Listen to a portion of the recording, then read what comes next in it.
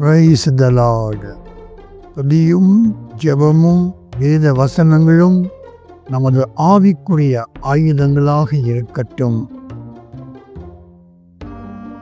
நாம் எதை செய்ய வேண்டும், என்ன செய்ய வேண்டும், எப்படி செய்ய வேண்டும் என்ற நல்ல ஆலோசனை வேண்டுமானால் கர்த்தரை சார்ந்து கருத்தாய் வசனங்களை வாசித்து தியானிக்க வேண்டும்.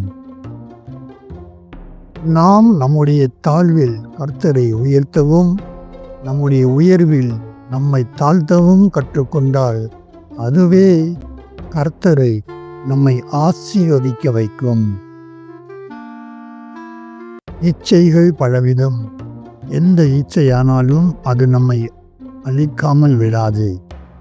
சிம்சோன் அழிந்ததும் இச்சையால், ஆகான் அழிந்ததும் இச்சையால் தான். ஏன் இந்த காலத்தில் செல்போன் என்ற இச்சைக்குள் அநேகம் பேர் அடிமையாகி அழிந்து கொண்டிருக்கிறார்கள். எனக்கு எதிராக யார் வேண்டுமானாலும் வரலாம், பயமில்லை. இயேசு என்னோடு இருப்பதால் நான் அசைக்கப்படுவதில்லை. அவர்கள் என்னோடு மோதவில்லை. இயேசு எந்த கண்மலையின் மேல் அவர்கள் மோதுவதால் நொறுங்கி போவார்கள். சிறையில் அடைத்தாலும் துதிக்கிறவர்கள் துதியினால் சிறை கதவுகளை திறக்க வைத்து ஜனங்களையும் ரட்சிக்க வைப்பார்கள். துதியின் வல்லமையை தெரிந்த நாம் ஓயாமல் துதித்து கொண்டே இருப்போம்.